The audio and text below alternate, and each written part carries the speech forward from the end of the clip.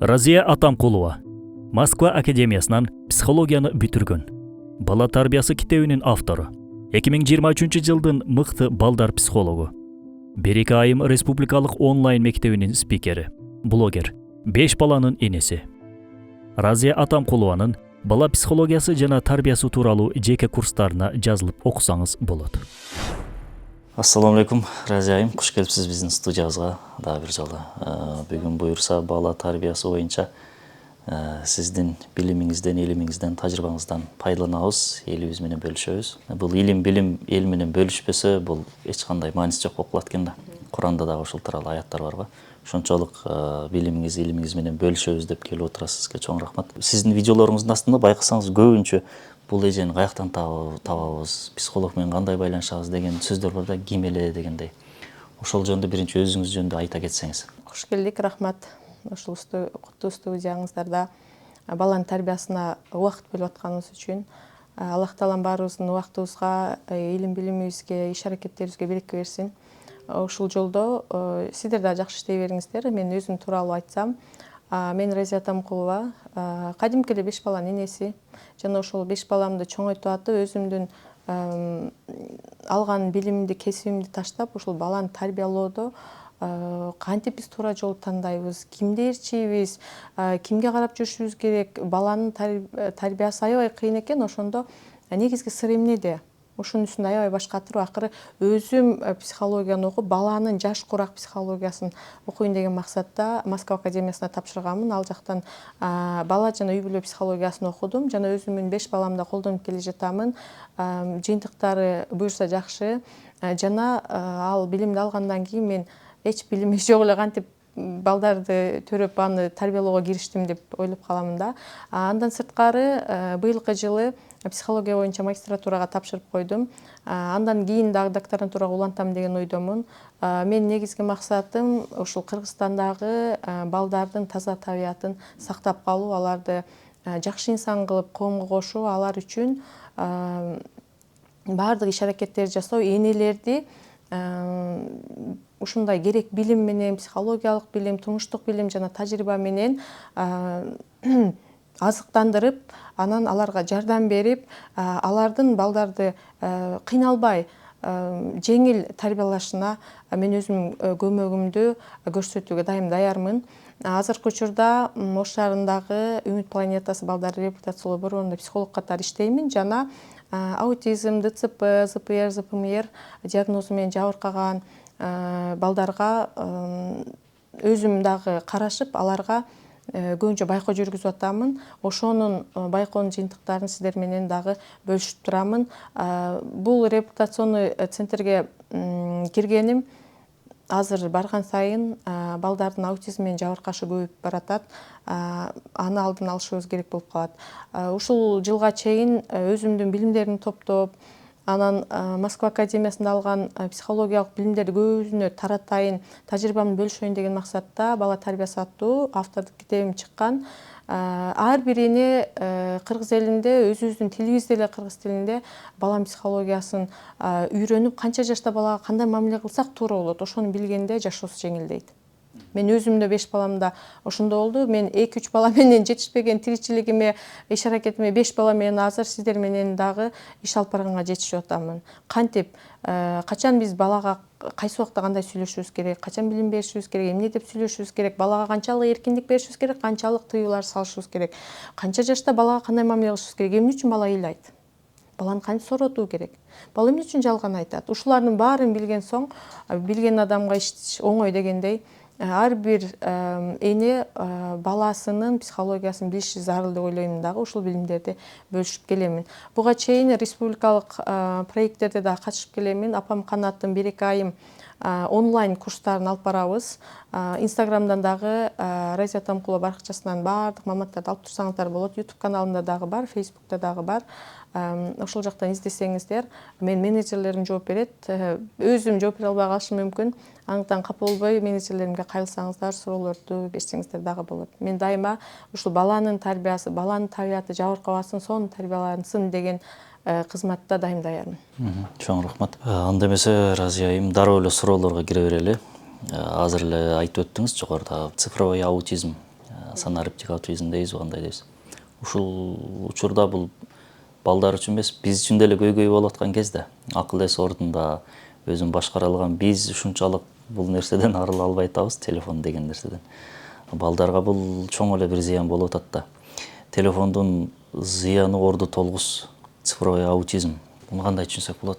Кантип аралсак болот? Мен азыркы учурда реабилитациялык борбордо балдарды кайра ден соолугун калыбына келтирүү иштеринде, коррекциялоо иштеринде психолог катары иштеп атам. Жана аларды байкап, өзүмө тажрыйба да топтоп атам. Ошондо байкаганыма жараша балдардын ушул аутизм менен жабыркаганы көбөйүп баратат экен. Мурда 500 баланын ичинен бирөө эле болсо, биз деле байкайбыз го, айылда 1-2 эле мындай ненормальный деп коет го, ошондой бала болгон. Азыр барган сайын көбөйүп баратат экен. Аутизм кандай оору? Ошону биринчи ачыктап бериңизчи. Аутизм бул англис тилинен эле out. Бул жашоодон сырткары дегенди билдирет. Бул жашоодо жашабайт. Бул реалдуу жашоодо түшүнүк жок. Жада калса апасын тааныбайт, апа деген түшүнүк жок. Бул аябай оор синдром деп айтсак дагы, алардын башка дүйнөсү бар деген дагы окумуштуулардын айтканы бар. Анан мунун аутизмдин азыр бизге белгилүү 266 түрү бар. Жана бул аутизм менен жабыркаган балдардын ар бирине өзүнчө диагноз коюлат. Ушул типтегилерге мындай лечение кетет, мындай болот деген нерсе жок. Ар бир индивидуально. Бири төмөн, бирөө аябай эле оор дагы болушу мүмкүн, жеңилирээк болушу мүмкүн, бирок ушунда дагы эле изилдеп жатышат 266 түрүнүн кайсына кирет, жана кандай балага коррекциялоо жолу керек, ошону биз билишибиз керек. Анан бул аутизм дарты менен айыкпайт бала. Бул жерде бир гана коррекциялоо деген гана бар. Психологдор да, реабилитологдор дагы, врачтар баары баланы ушул жашоого ылайыкташтырып, адаптация кылуу гана милдетин аткара алабыз. Бул аябай чоң сыноо, ар бир ата энеге чоң сыноо. Анан эң негизгиси балдарда эми төрөлгөн аутист төрөлүп калышы мүмкүн. Буга ДНКны жана башка оорулардын патологиялык бир себептери болот. Эмнеден келип чыгат дегенде. А бирок дени сак төрөлүп туруп, цифровой аутизм деген дагы диагноз азыр коюлуп баштап атат. Бул дени сак баланын телефонду карап отура берип, гаджеттерди баарына компьютерге кирип кетип, аң сезимин, акыл эсин иштебей калышы. Мээ жарактан чыгат дегенди билдирет. Ошондо жакшынакай эле төрөлгөн, дени сак эле бала. 1 жашка чыкканда, негизи баланы биз аутизм белгилерин боюнча баланы текшерсек, 3-4 айдан баштап бала адам көзүнө карай баштайт. Ата энесине көзүн туштап чакырса, же болбосо баланы өңүлүп караганда, бала сизди карай алгыдай болуш керек. А бирок 3-4 айдан баштап эле бала сизге концентрация кыла албаса, карай албаса, кийин 6 айда дагы бир текшерип, 6 айда дагы сизди карабай эле өз алдынча эле өзүнчө эле башка жашоодо жашай берсе, анда бул биринчи белгиси. Анан эртең ийлигишүү деген бизде термин бар. Дароо врачка, невропатологко, биринчи педиатрга кайрылабыз, аны айтабыз, анан невропатолог көрүш керек, анан реабилитолог алып барышыбыз керек. Ошол маалда баланы эрте өнүктүрүп баштасак, кыйла баланын жөндөмдөрүн ачсак болот. Канчалык кеч билген сайын баланы өсүп өнүгүүсү кечеңдеп, бул жашоого жараксыз бала болуп калат. Өзүн өзү эптей албайт. Анда мээсинин жараксыздыгы, түшүнүк жоктугу, ата энесин тааныбастыгы бул болот болбойт. Ал эмес, мына мейкиндиктеги ориентацияны ала албайт. Барып столду сүзүп кете берет, жыгылып кете берет. Мына аралыкты биз бул жер 2 метр, анан этият болуп басалы алдыбызда тоскоолдук турат деген пространственный өзүнүн ориентациясын ала албайт. Ушунчалык оор илдет, жыгылып аткан, сүзүп аткан, жөн эле кетип атып, башын жарып алып деле кете берет. Анан булардын эң дагы оору бул ооруну сезбеген абал бар. Башын канатып алып деле жүрө бериши мүмкүн. Денеси оорубайт. Оорубайт. Сенситивность деп коет муну. Сезимталдуулугунун чеги болот. Орточо адамдын сезимталдуулугу бир жерге сайганда көпчүлүк адам билебиз да, ошону сезбеген балдар бар. Же болбосо тескерисинче аябай сезимтал. Катуураак сүйлөсүн кулагын жапырып отуруп алат, музыканы уга албайт, ашыкча ызы чууну уга албайт, чыңырып кулагын жаап, ошол үндөрдү көтөрө албай турган. Бул порог сенситивности деп коет, сезимталдуулуктун эмеси деп коет, чеги деп коет. Ошо же ашыкча болот, же кем болот да, бир жерин көбөртүп алып, же канатып алып деле беймарал жүрө бериши мүмкүн. Ушундай ненормальность дейт, бул нормалдуулук эмес көрүнүштөр ар бир ата эненин аябай жабыркатат. Бул оор сыноо. Аллах Таала эгер ушундай баланы берген болсо, демек биз ушул менен сыналып атабыз. Анан эми бизде устазалар айткандай, эгер аң сезими жок бала болчу болсо ал сурак алынбайт дейт. Анан бул балдар негизи бейиштик болот деп да айтышат. Ошого аларга бир гана кызмат кылуу менен гана тагдырыбызды кабыл алып, ошого кызмат кылып мүмкүн. Ошол себептен биз бейишке татыктуу болушубуз мүмкүн. Биз диний жактан аутизмге ушундай деп жол таба алышыбыз мүмкүн. Анан ошондо гана ата энесине бир аз жеңилдик дагы болушу мүмкүн да. А бирок могул цифровой аутизм, санариптик аутизм деген бул кечирилгис күнөө. Ошондо санариптик аутизм буга чейинки айткан ооруга жакын эле деңгээлде болуп баратабы азыр? Ооба.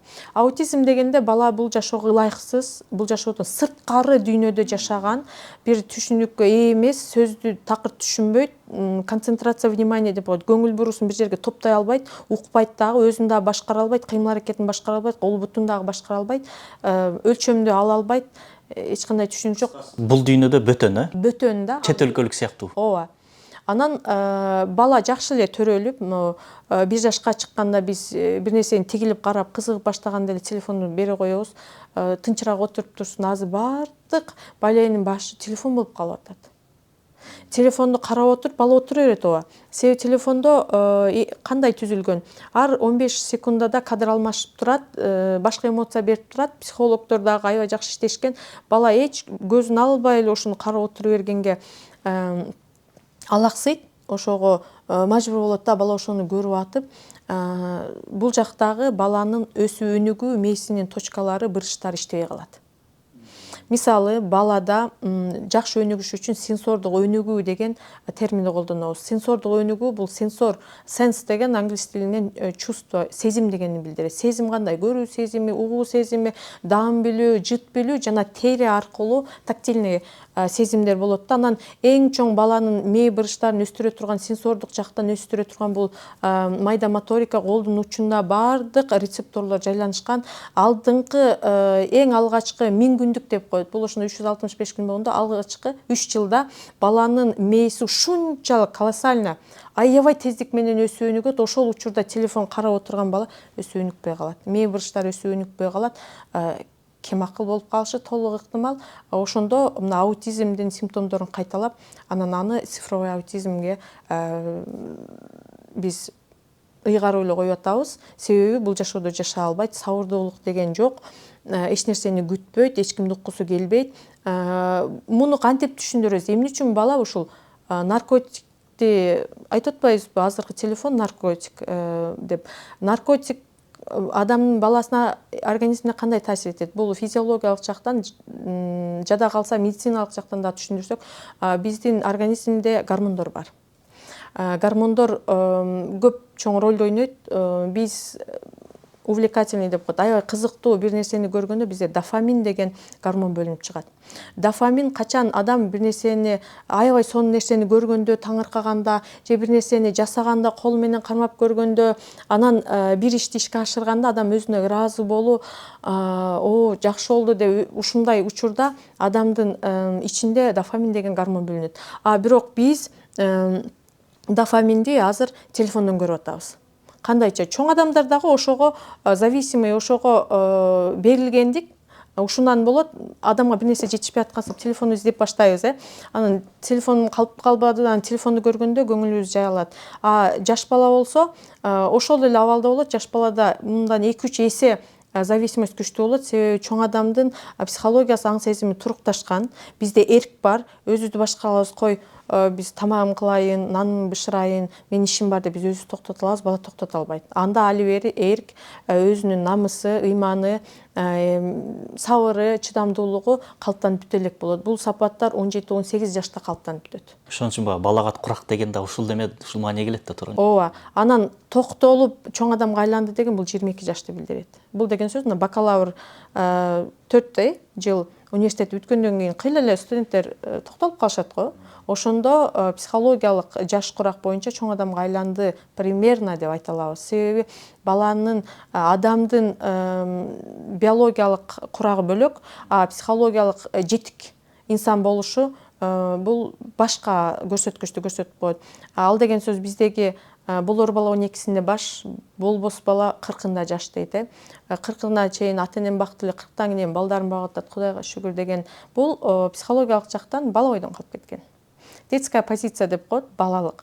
Ошол учурда биз бала учурунда баланын эң алтын курак алдыңкы 1000 күндүгүндө өсүп өнүгүшүнө ушунчалык мээсиндеги нейрондук связьдар деп коет. Бул нейробиологияга кирет да. Баары эми физиология менен психология бирдей эр шаркак болуп өсүп өнүгөт да баладачы. Ошондо мээсинде аябай тездик менен өсүп өнүгүп, бырыштары калыптанып, билим алууга, кийин сүйлөөгө баардык жактан өсүп өнүгүп атканда блок болуп телефон келет. Бала ойнобойт, ташты көрүп, анын текстурасы, бул кум экен, бул таш экен, бул жумшак экен, бул катуу экен, бул ысык экен, бул жумшак, муздак экен деп сезип билип, ошого карата өзүнүн денесин жана өзүнүн аң сезиминдеги түшүнүктөрүн калыптандырбай калат бала. Ал аксып телефон менен гана отуруп калат, бир гана көздөн барган эле сигнал, көзгө жооп бере турган мээнин бөлүгү гана иштейт, калган нейрондук связьдар түптөлбөйт. Түптөлгөндөр да өлүп калат, мээ иштебей калат. Болду. Анан ошон үчүн алдыңкы 1000 күндүктө 3 жашка чейин балага телефон бергенге болбойт. Ошондо эгер ошо бала телефонду көрүп кете берсе, 1 жаш, 2 жаштан баштап бара-бара ата-энеси өзү аутист кылып коет, Ооба. Буга бир далил бизге реа-центрге келди. Москвада бир эжебиз иштейт экен. Анан 2 балалуу болуптур. Анан эми Москвага эмне барат, иштеген барат. Анан чоң баласы 4 жашта экен, кичинеүүсү 1,5 жашта экен, басып калыптыр. Анан 4 жаш менен 1,5 жаш баласына тамактын баарын даярдап, столдун үстүнө коюп, анан ишке барыш керек да. Анан 4 жашына дайындап, телефонду коюп берип коюп, ушуну мен келгиче 1-2 саат көрүп бергиле, дагы коюп көрүп бергиле деп, тамагымды ол жерде жегиле деп кетип калат экен. Ошентип 6 ай өтүптүр. 6 айдан кийин баягы кызы апасында тааныбай, өзүнчө бир кемчилдик, бир отклонение болуп атканын байкап калыптыр да. 1,5 жашардагы. Апасын тааныбай калган. Апасын тааныбай, атын айтса, атын чакырса билбей, аутизм дагы бир белгиси, атын чакырса карабайт. Балам муну алып берчи десе, карап эле кете берет, ал көңүлүн да бурбайт. Ошондой болуп баштаптыр. Анан дагы жарым жыл оңолуп калат дейбиз да, биз өзү бала чоңойгондо барган сайын билип калат деген өзүбүздү алдап, анан дагы жарым жыл өтөт. 1 жылда баягы кыздын мээсинде, мисалы, алдыга жылуу бул прогресс, аркага кетүү бул регресс. Регресс болуп мээси кайра иштебей калган. Апасын дагы тааныбай, айткан нерсесин укпайт, горшокко такыр көнбөйт, өзүн эч башкара албайт. Бир нерсени айтса, телефонду алып койсо эле чалкасынан кетет, чыңыры уйлап, эми бизде истерика деп коет, кежирленип, баягы кыз баш бербей, эч нерсени түшүнбөй, сөз түшүнбөгөн маңкуртка айланып калган. Анан бизге алып келди. Анан ыйлап атат, эми ушул кызым оңолобу дейт. Биз да билбейбиз. Аны биз жөн гана коррекциялайбыз. Анан эми эмне кылам дейт. Эми биз колдон келген аракетти кылабыз. Менин кызым 1 жашынакай эле баскан, тили чыгып баштаган, тили дагы жоголуп кеткен, сүйлөбөйт. Өзүнүн ааламында сүйлөйт. Бул аутисттердин дагы бир симптому, деле өзүнчө эле бир нерсени деле сүйлөшү мүмкүн, түшүнүксүз, ошо өзүнүн тилинде, өзүнүн ааламында жүргөндөй.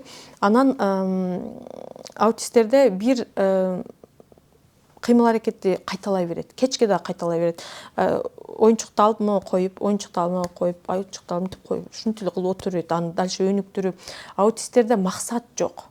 Машинаны жүрөт, машина топту ойнойт, секирмечек менен секирет, дагы эмне оюнчук бар, баягы кубик, рубикти мындай кылып, жок, билбейт аны. Кыскасы денеле бар. Денеле бар, баш иштебейт.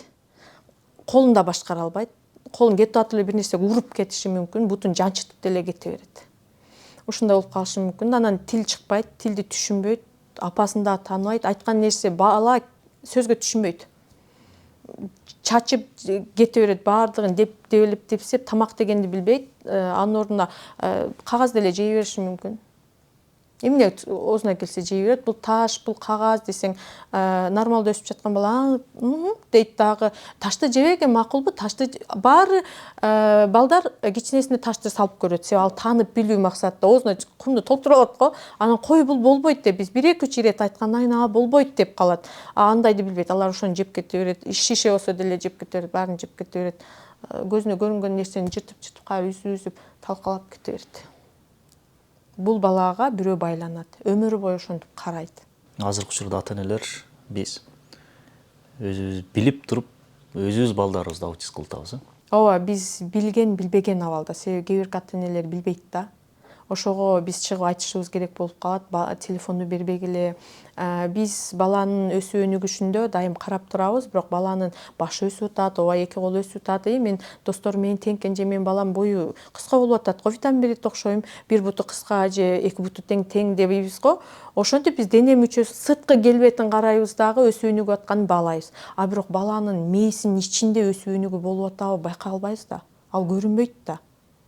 Аны бир гана нейробиологдор же болбосо врачтар же психологдор гана текшергенде бала ошол нерсени, адамдын мээ системасы, нерв системасы аябай керемет жаратылган, Аллах Таала ушунчалык керемет жараткан экен. Ошону изилдеп да бүтүшө элек. Эми изилдеген боюнча аппараттарда текшергенде баланын, аутизм менен жабыркаган баланын мээси баягы бир бурчтары эле акырын иштейт экен да.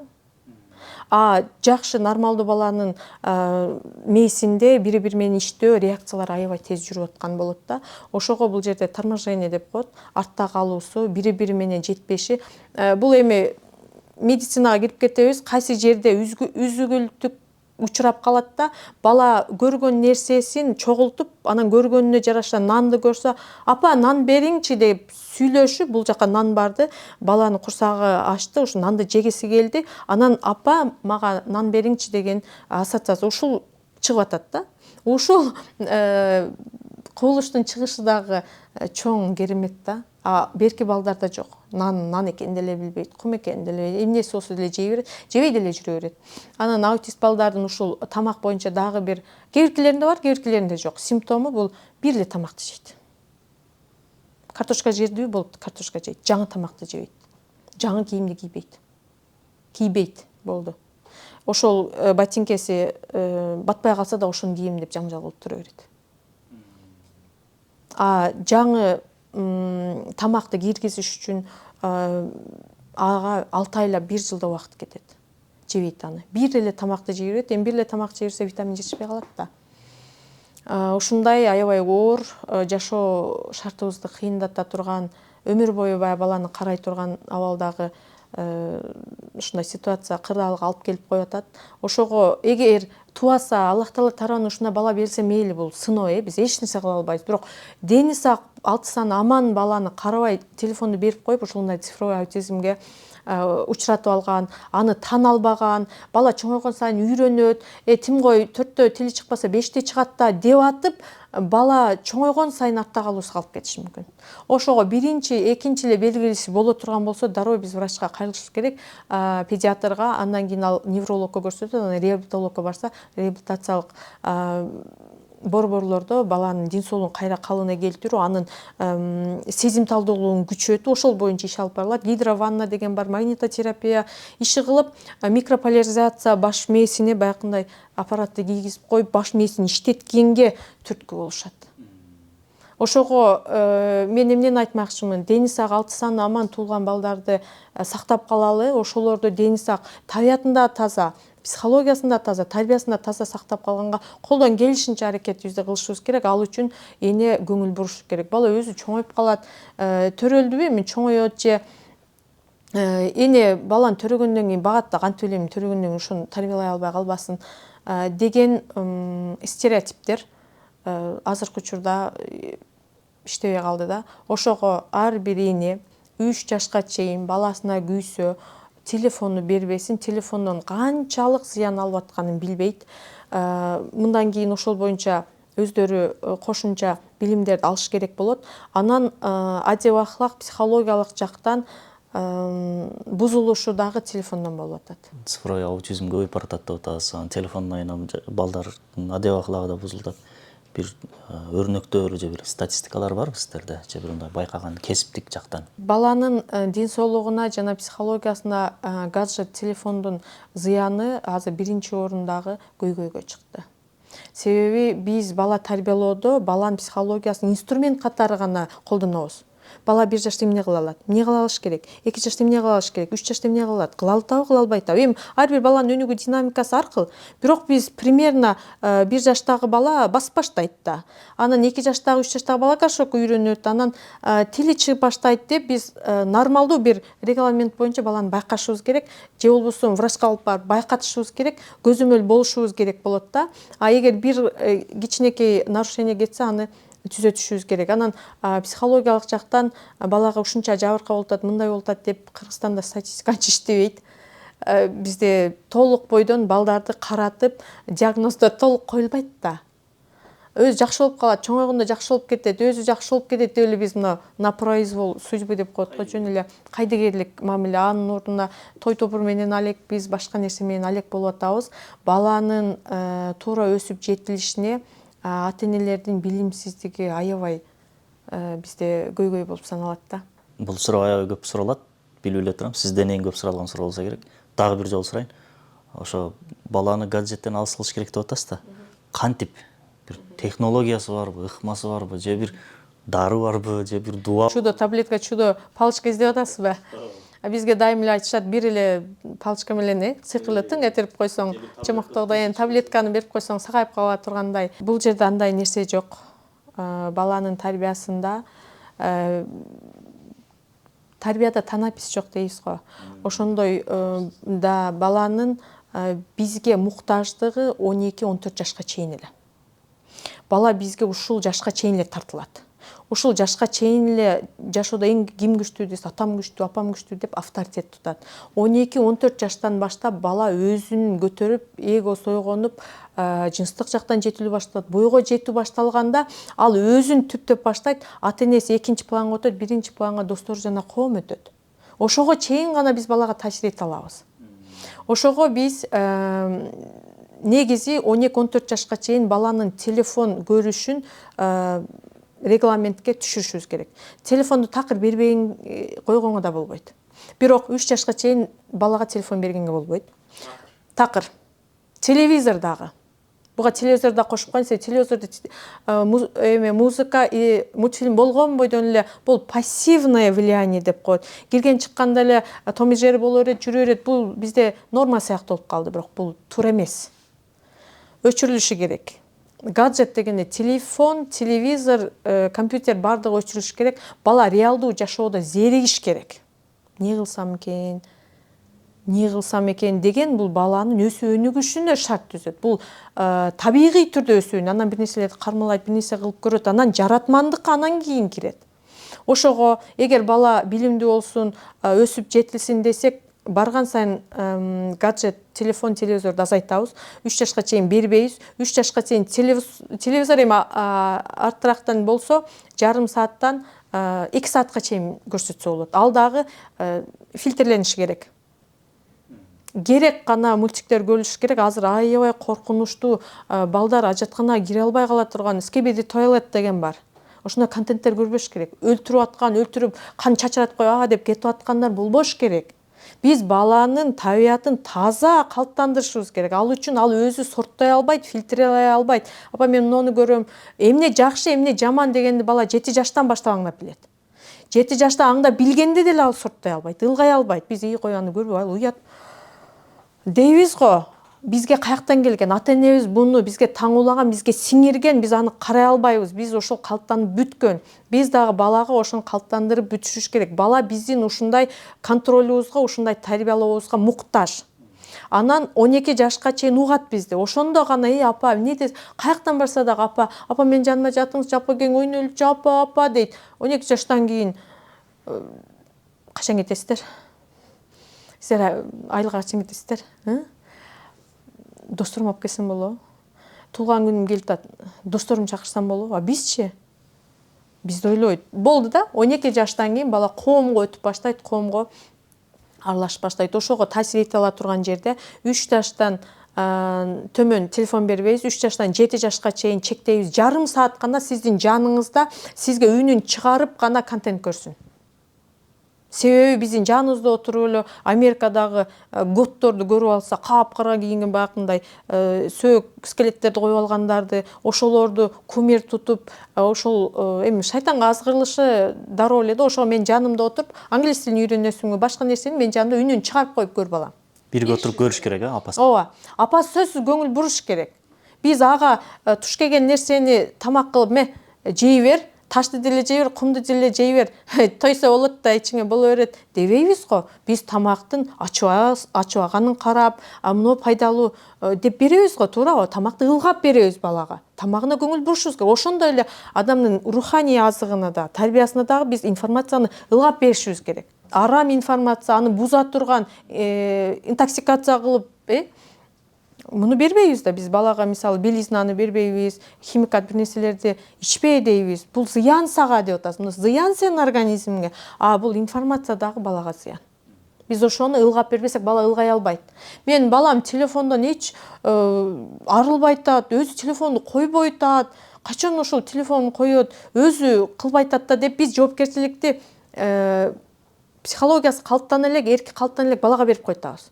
Өзү койбой атат, өзү китеп окуп атат, телефонду көрүп атат деп. Биз анын контролун алышыбыз керек. Бала өзү кыла албайт. 7 жашка чейин жарым саат бердикпи, эми 7 жаштан баштап 12 жашка чейин 1 саат берсек болот. Ошондо 4-класска чейин балага телефон бербей эле койгондон, мындай собой өзүнүн жеке телефонун кылбай эле, же баягы кнопочный телефон берсеңиздер болот. Бирок 5-класстан баштап балага телефон алып берүүгө мажбурбуз. Себеби балада самооценка, самоуверенность, башка адамдар менен, достору менен тең ата мамиле куралуу, өздүк баасы, өздүк ишеними калыптанып атканда өзүн кем сезип калат. Кантип жанагы баягы Бразер Старсты экөөбүз ойногондо сен жанагы эме болдуңбу десе, ал аны көрбөгөн бала достору менен сүйлөшө албай калат. Ал эмне десе, ой, сен билбейсиңби? Ты сен ушундайсың. Аны билбейсиң, сен уже артта калгансың деп анын баягы экөө кызып сүйлөп атса, бала өзүн кем сезет, темага кире албай калат. Ошого бала тааныштык алыш үчүн, анан запретный плод сладок деп телефон деген бир укмуш нерсе көрүнүп калат да, биз бербей койсокчу. Телефонго жетиш керек. Биз бербей койсок, мектепке барып телефону бар балага акча берип атып, бир нерсе алып берип атып, ушун телефонун ары бери эси дарт ошондо болуп калат. Ошого 5-класстан баштап баланы телефонду туура колдонууга, ага жоопкерчиликтүү мамиле кылууга, мен сага телефон берем, мен сага ишенемин. Анан, менде деле телефон бар, апам атам алып берди деп өзүн тең ата сезгенге, себеби бул замандын талабы. Жана телефон бул байланыш үчүн, балам телефон байланыш үчүн. Анан сен бир нерсе билбей калдыңбы? Кара, Google'дан кара, бул не деген? Косинус деген эмне? Бул синус деген эмне? Альпы тоолор каерде? Каерде эле, мен билбей калдым. Кел көрөлүчү Google'дан. Ушуга гана иштейт. Бирок биз дайыма 7 жаштан 12 жашка чейин дагы эле эмне контентти көрүп атабыз, карап турушубуз керек. Бул жерде родительский контроль деген операторунда бар экен. Жана башка настройкага кирип туруп, телефондо родительский контроль койсок да болот экен, бирок балдарыбыз бизден эстүүрөөк андар алып коюшат. Оңой алышат. Эми оператордон койсок жакшы болот. YouTube каналдарда башка нерселерде бала азгыра турган. Ал эмес чоң адам азгырып 2 саат өткөнүн билбей, кой, мен камырым ачып кетти деп кетебиз да биз делечи. Ошол адамды 4 секундада, бул психологиялык далилденген, 4 секундада адамдын көңүлүн буруп алса болот. Анан 15 секундада бере турган информацияны берип койчу, азгырып кирип кетет да. Ошол убакта бала кантип кууп кетип атканын билбей калат. Анан мисалы жөн эле карап көрсөк, футбол ойногон бала, жеңген бала чыныгы футболчубу, же телефондо футбол ойноп жеңген, канча гол киргизген футболчубу? Мен футбол ойноп атам дейт. Телефондо клавиатурадан ийгиликтерди жаратып, ура, мен биринчи орундамын дейт. Бирок реалдуу жашоодо андай тез результатка чыга албайбыз. Телефондун 7 жаштан 12 жашка чейинки эң чоң зыяны балада сабырдуулук жана чыдам, эмгек жана билим алуу дегенди аксатып коет. Себеби билим алуу деле эмгек. Окуш керек, окуп башын иштетиш керек, анан аны жатташ керек, анан эртең айтып бериш керек, анан жазып чыгыш керек. Балада эмгекчилдик, мээнеткеч, билимдүү болуш тарбияланат. Бул нар жагынан берилип, биз өзгөртө албайбыз. Эмгекчи балдар өзү ушундай төрөлөт. Өзү эле кылып атат го, кээ бирки балдар бар. Аябай мээнеткеч, өзү эле жасай берет, кыла берет. Бирок бул жерде биз аябай бир нерсени байкашыбыз керек. Тонкая грань деп коет. Аябай ичке белги болот. Исполнительность, бир нерсени жөн эле аткара берген кул мүнөздүк болушу мүмкүн. Же болбосо баланын эмгекчилдиги.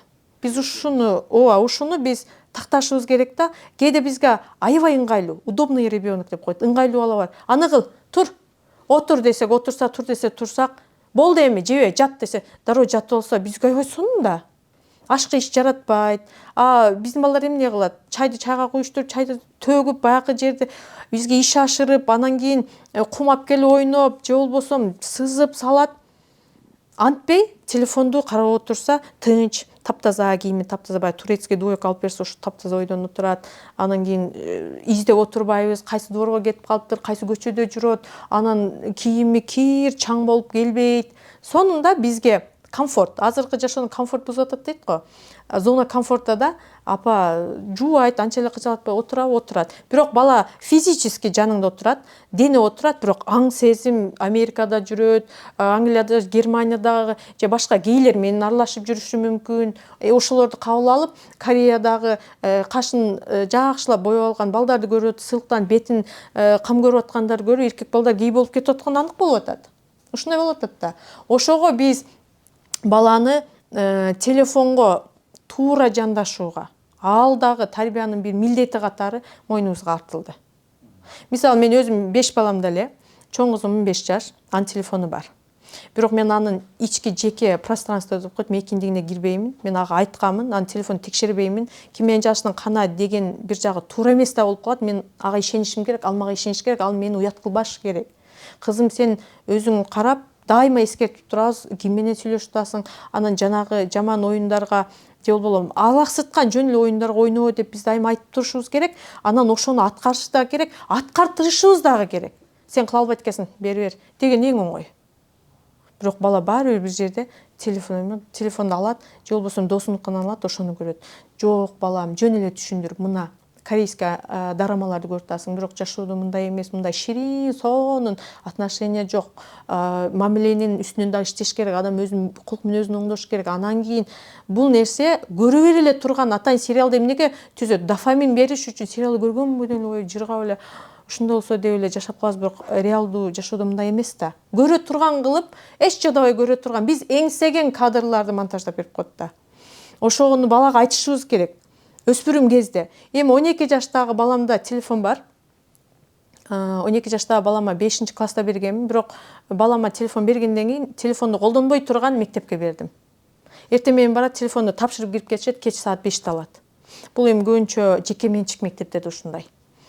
Барат дагы телефондо эмне болуп атат, баягы сигналдар келип алагдылып, ошону гол азым деген нерсе жок. Болду, үмүт үзүлөт, телефон тапшырылган, сабакка көңүл бурулат. Адамдын көңүл буруусу бир нерсеге гана концентрация алат. Көңүл чордону бир нерсеге түшөт, ошондо гана ошол жерден эффект чыгат. Билим берүүдө, билим алууда сабакка болсо, бала ошону ойлонуп, анан түшүнүп, анан айтып, ошондо гана мээсине жугат да. Анан ою башка эле жакта болуп атса, жанагы эми басып койгон.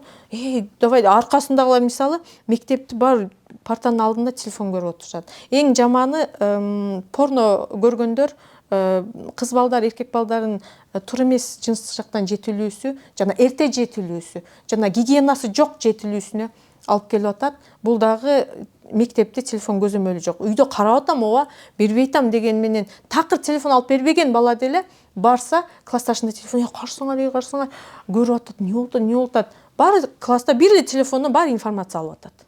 Эмне информация алып атат? Ал фильтрленбеген информация алып атат. Мен ошо таза эмес ачып калган тамакты жеп аткандай эле да.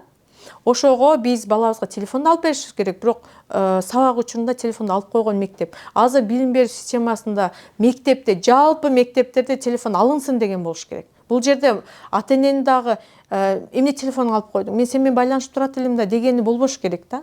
Бир жагычы. Баары бир тартипке баш ийиши керек болуп калат. Бала билим алсын десе, көңүлүн уурдаган телефон жок болуш керек. 12 жаштагы балам ушинтип окуп, 2 жыл көзөмөл кылып окуттум. Анан эң жакшы жетишкендик менен ушул Садыр Жапаровдун президенттик лицейине эң жогорку баллды алып кирди. Бирок ошол балам дагы каникул эми тапшырып койду, лицейге өттү, бүттү да, аябай кыйратып койду. Телефонго кайра кирип баштады. себеби эс алсын десем телефон баары азгырат. Отличник баланы дагы телефон азгырат. Баары бир бала экен. Мен контролдо болсом бак өтүп кетет. Анан мен айттым, сен эмнеге ойнойсуң? Эми эстөө баласың, баарына башың жетет. Эмнеге ойнойсуң десем, досторум ойнойт. Анан досторумдун тили ошол оюн аркылуу. Досторум ойнобаса кантип өзүмчө эле изгой болуп жүрө беремби дейт, ботаник болуп жүрө беремби дейт. Анан чеги менен ойно балам, чеги менен ойно балам. Айтып турушубуз керек. Дагы эле биз контролдоп турушубуз керек болот. Анан мына сентябрдан баштап кайра окуулары башталды. Президенттик лицейде баардык телефонду чогултуп алып, ишемби жекшемби күнү гана ата-энелери менен алыскы жерде сүйлөшүш үчүн 2 саат берет экен. Болду, башка маалда бала өнүксүн. Бала табигый түрдө өнүккөндө гана кыйын болуп чыгат. Кечинде да бербейт телефонду. Жок. Кечинде балада мелатонин деген гормон, адам баласынын негизи баарында мелатонин деген гормон бөлүнүп чыгат. Бул гормон капкараңгы болуп уктаганда адамдын нерв системасын тынчтандырат, организмди кайра калыбына келтирет, эртеңки иш жөндөмдүүлүгүн күчөтөт.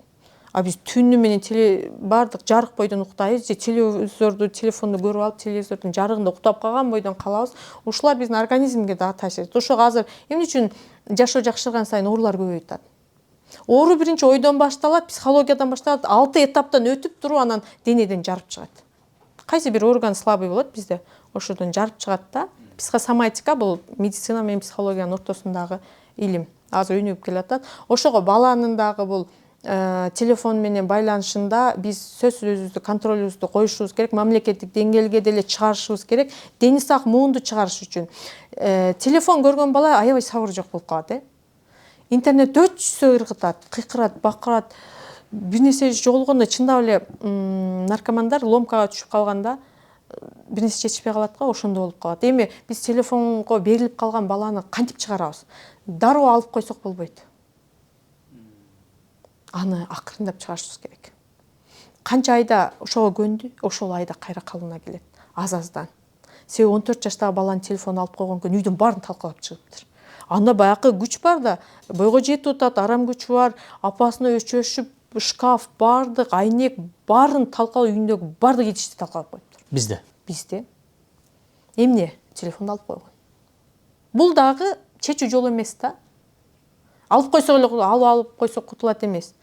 Муну түшүндүрүшүбүз керек. Муну түшүндүрүп, буга чейин кам көрүлүш керек. Негизи адам баласы бир нерсе кылып турат. Айрыкча жаш баланын эң чоң биз колдоно турган нерсеси бар, жөн отурбайт. Сөз бир нерсе кармап туруш керек, бир нерсе кылып туруш керек, эч болбосо апасынын этегин бурап мынтип турат да. Эмнеге? Ал өнүгүш керек, бир нерсени кылып туруш керек. Жөн чоң адам жөн отурабыз. Карап отурабыз, күтүп отурабыз, анан чоң адамда сабыр, эрк, анан түшүнүк, психология турукташкан. А бала сөзсүз бир нерсени таанып билип турат. Ошол учурда колуна телефон түштү, ошого кирип кетет. Анан телефон жок болсо, бир нерсени чукуп, бир нерсе кылат. Зериккенде адамдын фантазиясы, чыгармачылыгы өнүгөт. Бала зеригиш керек. Апам эмне кылайын? Мен балдарыма айтам, скучно апа. Зеригип атам, эмне кылайын дейт. Кел, табайлы, эмне кылсаң болот. Сүрөт тартасыңбы? Эмне кыласың? Адамдын жаратмандыгы зеригүүдөн башталат. Өзү жалгыз калгандан башталат. Дос издесин, мына дос тапсын, дос менен кумга буланып ойносо дагы бул телефон карагандан пайдалуу. Мисалы 2-3 жашар бала телефонун алып койсо бакырып ыйлап атпайбы? Демек анын ошентип бакырып ыйлаганда зыян болуп калат ошондо? Жок, бул жерде бала канчалык жаш болсо ошончолук телефондон арылтуу оңой. Демек 2 жашар, 3 жашар баланын телефонун колунан алып койгондо бакырып атат да. Ошо ыйлаганы үчүн берип атабыз да. Демек телефонду алып коюп бакыртып койгон бир 5-10 мүнөт. Зыян азыраак болуп атат да, же пайдалуураак болуп атат да. Беркиге караганда телефонду көрүп кеткенде. Ооба. Эми буну канча жашта баладан кантип телефонду алып коюш керек? 2-3 жашка чейин бала аябай тез телефонго көнөт, аябай тез чыгат. Дароо унутуп калат. Алардын психологиясы туруксуз. Ыйласа ыйлайт. Анан ыйлайт. 5 мүнөт ыйлайт, 10 мүнөт ыйлайт. Анан биз ошого чыдабай эле, дагы эле биз комфортубузду ойлойбуз. Ыйлап, кулабыз чыдабайт. Эмнечи, барып берип койчу, оозун жапчынары дейт. Жок. Бир күн ыйлайт. Болду. Балада үмүт үзүлүш керек. Бул берилбейт деп. Анан анын ордуна кызыктуу бир нерсеге алаксыш керек. Биринчи күнү алаксыбайт, ыргытат. Кылбайлы ой, мага телефон бер деп. Анан эртеси күнү көнүп баштайт. Анан ага заменитель, альтернатива деп коет. Анын ордуна компенсация боло турган кызыктуу бир нерсе бериш керек. Жок, көзүнө көрсөтүп коюп коюш керек. Бир жаңы оюнчук болсо, бала невольно деп коет, неосознанно аны барып кызыгып баштайт, ушу менен алаксып кетиши мүмкүн. Анан же болбосо телефон койгон бойдон негизи бала мындай живое общение деп коет. Апасы менен, ата энеси менен тирүү мамилеси, жакшы, жандуу мамилеси, кызык мамилеси, оюн мамилеси жок болгон үчүн телефон кирип кетет. Себеби мен 5 баламда телефон ойношпойт, бирок телефон бериңчи дегенде үйгө мейман келсе, балдар менен келсе болду, телефондо калып кетет, алар менен ойноп, баягында кубалашып, анан эме болуп, балага жандуу мамиле жетпей атат дегенди билдирет. Бул кыйыр түрдөгү симптом да. Себеби биз өзүбүз телефондо турабыз. Тапшырма аткар, телефондо апа десе, апа кылыр деп коюп отура беребиз. Биз телефондобуз. Ата эне балага көзмө көз энергиясын бербей атат, ал менен балача ойнобойт, өзүбүз телефондо турабыз. Анан биринчиден бала көргөнүн кылат. Экинчиден зеркальный отражение деп коет. Адам мындай карап туруп, бирөө бир нерсе кылып атса, ошондой кылгысы келип кетет. Бул жерде көргөн нерсени бирөө караса, бул медицинадагы тастыкталган нерсе, баягы колдорунда болуп нерв иштебей калган адамды көрүп жүрүсүң, өзүң деле колуң кечке мага ушинтип баштайт да.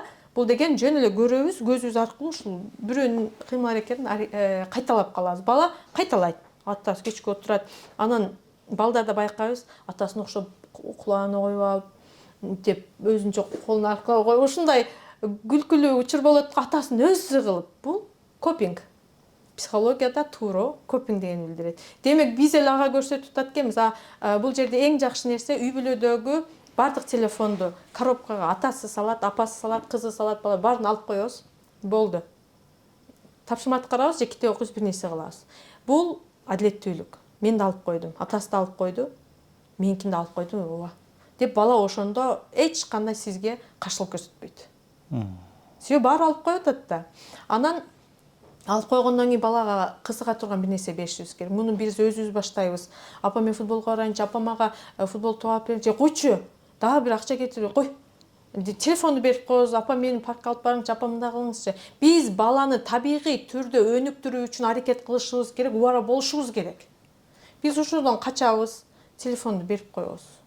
Туурабы? Баланы зоопаркка алып бара турган болсок, баланы аквапаркка алып бара турган болсок, жөлө паркка, аттракционго алып барсак, бала телефонду карабайт негизи. Биз үйрөтүп атабыз.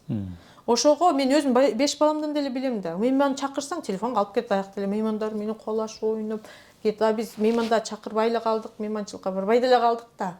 Ошондой. Ошон үчүн балага биз дос таап беришибиз керек. Хоббисин ишке ашырып беришибиз керек. Кызыктуу бир нерсени бир балага эмне кызык? Ар бир баланын өзүндө ачкыч. Апа мен сүрөт тартайынчы, апа мен мындай кылайынчы деп биз аны укпайбыз. Койчу каякта бир нерсени баштабай жөн эле жүрчү деп коебуз, жок. Бул ишке ашырылыш керек болуп калат. Мына жакында эле 15 жаштагы кызым, мен азыр мына Бишкекке келсем, дароо мен кеткениме бир мышыкты алып кирип алыптыр. Качандан бери үйгө ошо мышыкты багалычы, атасы жол бербейт. Мен да койчу эми 5 баламдан кийин 6-чысынын кереги жок дейм да. Себеби биз балага питомник бир жаныбарды алганда анын жоопкерчилигин алышыбыз керек. Себеби бала, ооба мен карайм, мен тазалайм дейт, бирок кыла албайт. Биз бул реальностьти кабыл алышыбыз керек. Баары мен артынан тазалайм. Анан аны алып бербесем, кызым көңүлсүз жүрөт. Анан негизи жан жаныбарларга бооруккерлик бул жакшы сапат да. Эмне үчүн? Почему бы нет? Анан мен унчукпадым. Ошону алып кирип, андан баардык оору таркайт десем, жок, таптаза жууп чыктым деп, зерикпей ошону жууп чыгыптыр. Бир жагынан сүйүндүм, мен кызымда бооруккерлик мындай жакшылык нерсе бар экен. Аз айтып атпайбы, жашта телефонго эле берилип калган эч нерсе кызга бир жакшылык нерсе жок. Биз ошондо жиштир мышыгыңы. Давай, сабагыңды оку десе, мышык да жок, сабак да жок. Эч нерсе жок. Бирок баары ишти кыласың, сабагыңды окуйсуң, баарына жетишесиң. Мышыкты карай турган болсоң, ооба деп атат. Эми аны кыла албайт 100%. 80% кылат. Биз ушундай билишибиз керек да. Балага талапты коебуз. Телефонду дагы бергенде 100% бала телефонду карабай сабак окуп калат деген жок. Баары карай берет. Ал баланын иши чала.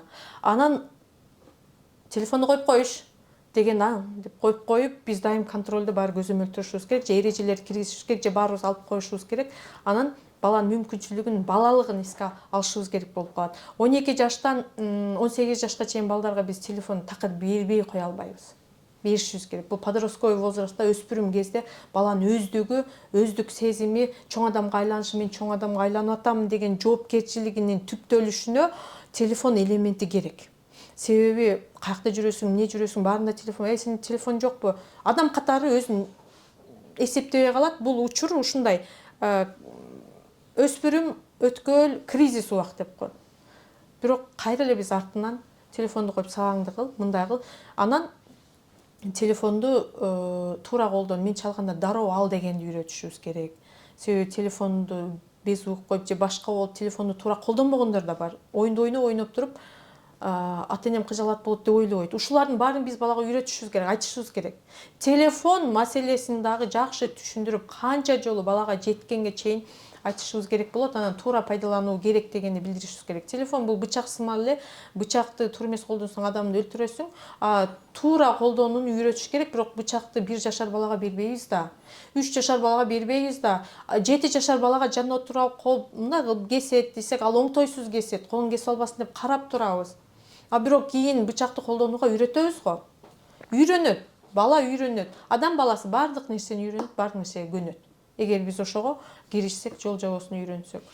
Ош шаарынын билимдүү апаларына сонун жаңылык. Биз Кыргызстандагы бардык энелердин онлайн курстарын өтүп атып, Ош шаары үчүн офлайн иш-чара баштадык. Мында педагогика илимдеринин кандидаты, мыкты педагог Капыр Мадаминов менен биргеликте бала тарбиялоодогу күйгөн эң кыйын адамдарды чакырып, спикерлерди даярдап, баланын ден соолугуна, психологиясына, анын билим алышына сонун билимдерди бөлүшөбүз. Бул иш-чара 27 октябрда Өзбек драм театрында болот.